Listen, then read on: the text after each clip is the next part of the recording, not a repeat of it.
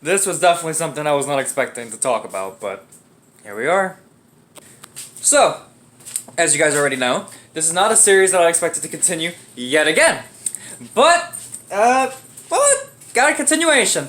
And it's not the kind of thing you would expect.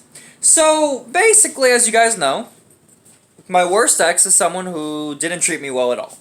They hit me, they cheated, they made me feel bad, and, at the time made me feel really bad about insecurities and a bunch of other things, right?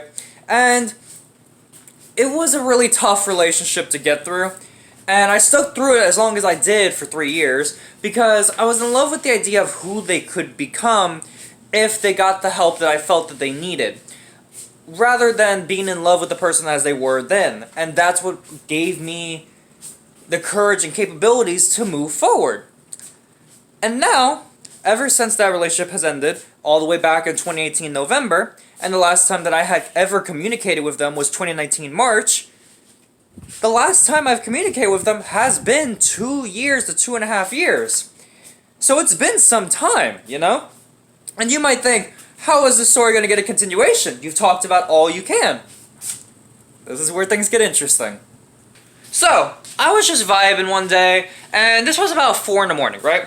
So, my girlfriend was working and whatever, and she was doing her first 12-hour shift at this job, and basically, she wouldn't be getting out till 6 in the morning. And basically, I was like, okay, I'm off today and tomorrow, and, I want to be there to support her as she's going through this 12-hour shift. Because, godly, let me tell you, I do 10 to 11-hour shifts. And you tell me I have to do a 12-hour shift overnight? Sorry, I don't think I could do that, Chief. She's a lot stronger than me. I'll give her that. But, yeah, so she was doing that 12-hour shift. So I wanted to support her. I wanted to be awake for when she got out. So I could be on the phone as she's driving home and, just be there supportive. This is where things get interesting, right? 4 a.m. arrives, right? 4 in the fucking morning, right? And I start receiving a call from a random number that I did not recognize.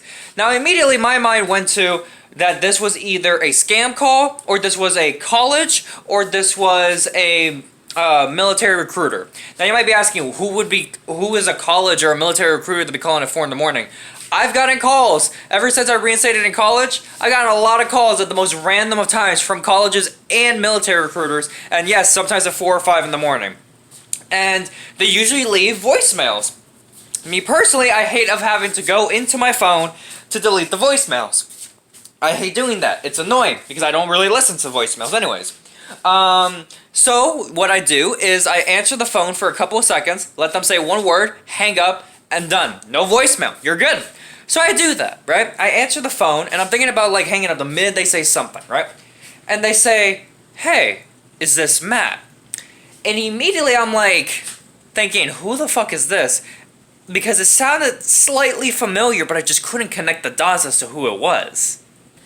And so I'm just sitting here who is this? And they're like, oh, it's just someone that wanted to call to apologize for stuff from the past. And I'm just sitting here who the fuck is this? Because it's still not clicking. It's still not clicking. The dots are just not connecting. And it doesn't make sense to me. Who's calling me at 4 in the morning that wants to apologize? Because it didn't sound like a scammer and whatever, and it didn't sound like a military recruiter, especially since they're apologizing. And so I'm like, okay, who the fuck is this? And I'm like, I'm sorry, I don't know who you are. And they're like, you really don't recognize me? And I'm like, no, I don't. Should I? And they're like, wow, you really don't recognize me. And I'm like, yeah. Who are you? And this is when they reveal they are my ex, Mary. And let me tell you, I had a bunch of mixed emotions to the idea that this was who called me at 4 in the morning. Immediately, I went to a bunch of different ideas of what this call was about. I didn't know what it could be about because we haven't communicated in 2.5 years at this rate. So I didn't know what it could be about. My first thought, genuinely, was that they were calling to trash talk me or say some harmful things. That was genuinely my first impression because that was the last impression I ever had of this person. So that was my first initial thought was they're calling to talk shit. They're calling to make me feel bad. That was my, first thought. My second thought was, what are they talking about by apologizing? What are they going to apologize for? Are they going to apologize for what they did? Like that, I just didn't know. Well, this is when the conversation starts, and I'm like, why are you calling me? Why are you calling me at 4 in the morning? And this is when, she starts apologizing and saying that, she's deeply sorry for what happened. And that basically, what happened is that in our relationship, I had stated to her, hey, there are certain relatives of yours that are very toxic, and there are certain friends of yours that are very toxic. You should cut ties with them. Or you should distance yourself from them, and notice how much happier you'll be if you even distance yourself from them for a little bit of time. She perceived that as, I guess anything that was not me trying to protect her, because these people were legitimately doing harm to her mentally, physically, and emotionally, and other ways. So, she perceived it as, I guess, controlling, which I don't... Okay. But she basically said that she came to apologize because, coincidentally enough, she's distanced herself after some time from those friends, or they distanced themselves from her, and the same thing with the relatives that I had suggested to get some distance from, and she realized, hey, Matt's got a point, these motherfuckers are toxic, I'm happier without them. And so she kind of was like, I'm calling to apologize because I realize now that you were right, and I'm really sorry for how I treated you in the past. It wasn't right, and there's no excuse for why I did the things that I did. I just, was going through a lot of things, and I was a bad person at the time, and honestly, I have a lot of remorse for it, and I feel really bad, so I wanted to call to tell you personally that I am sorry for what I put you through.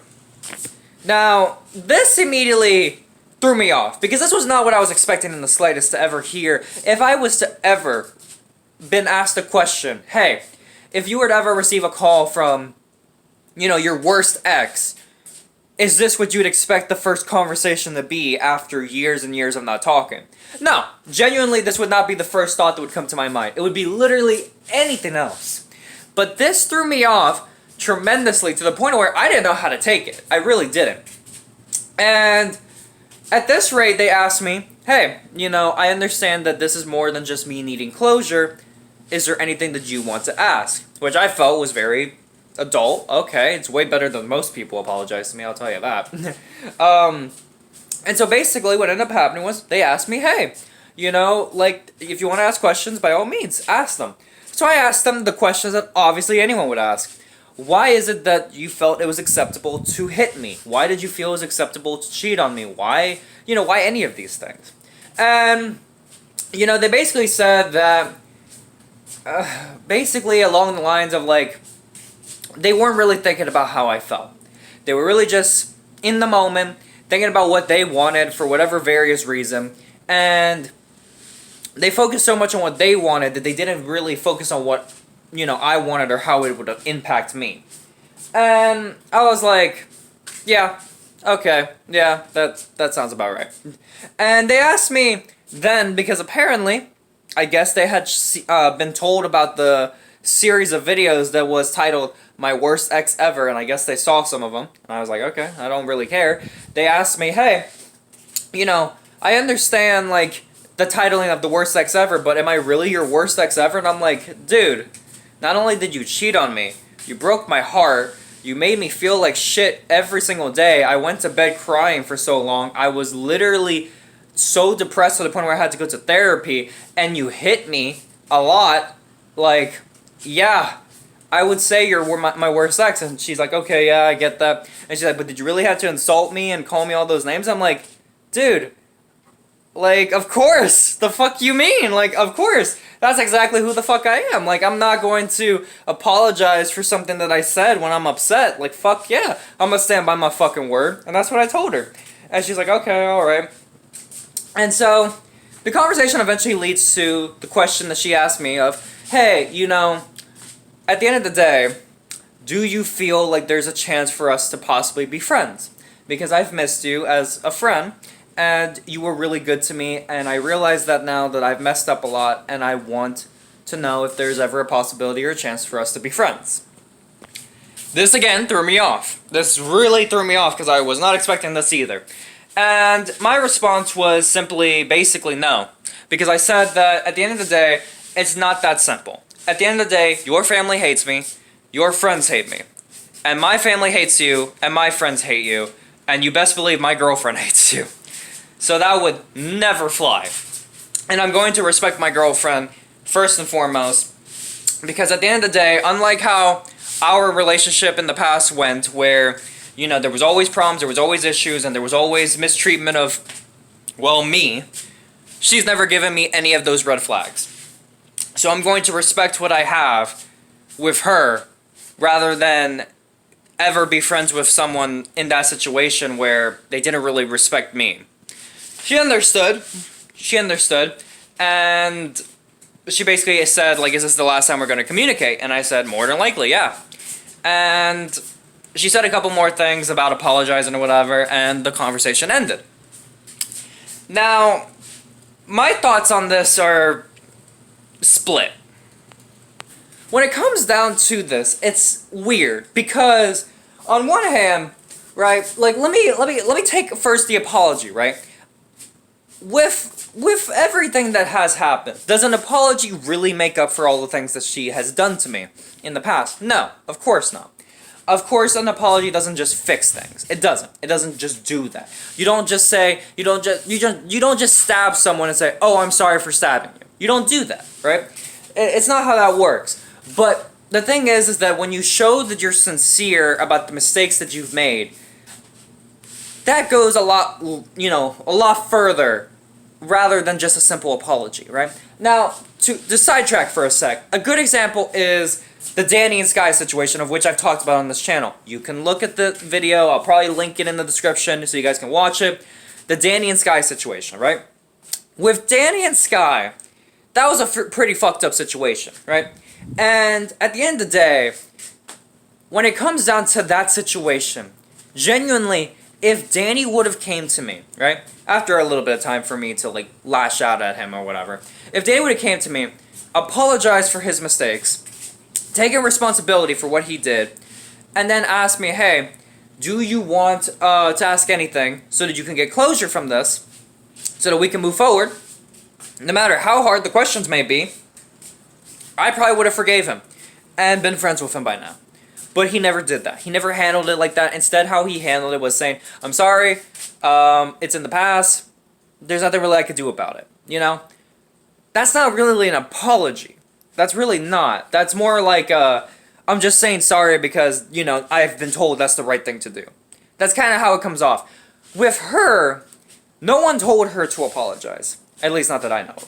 No one told her to apologize. No one told her to go and talk to me. No one told her to do that. She did that because she felt like, you know, that's something that she felt that was right. And that's something I can appreciate is that the apology, at least on some level, felt somewhat sincere. Which that I can appreciate because at least the apology is like, hey, you know, I'm sorry. I've made my fair share of mistakes. I'm not proud of the person I was. And I know this apology doesn't make up for anything, but at the end of the day, I know that there might be some things that you need closure on. Would you like to ask anything, no matter how difficult it might be to hear the question or have to answer to the question? Would you like to ask questions? That is a proper fucking apology right there, right? And at the end of the day, I walked away from the situation, and even though we didn't walk away as friends or acquaintances or anything, I walked away from the situation forgiving her. And now there's a difference between forgiving them and forgetting. So I forgave her, but that does not mean I would want to be friends with her, right? Like, that's just not how that works. I forgave her and let go of the hate that I had towards her. But I will not forget the things that she did. Just because you forgive someone does not mean that you immediately need to put them in your life. There are people that I still have not forgiven for things that they've done to me. But for her, given of the way that she handled herself and handled the situation, it was very adult, more so than most anyone who's ever apologized to me. It was extremely adult, extremely mature, and I appreciated it genuinely in the long run, more so than I actually thought I would. And yeah, I forgave her. I forgave her for the things that she did, and I moved past everything about it.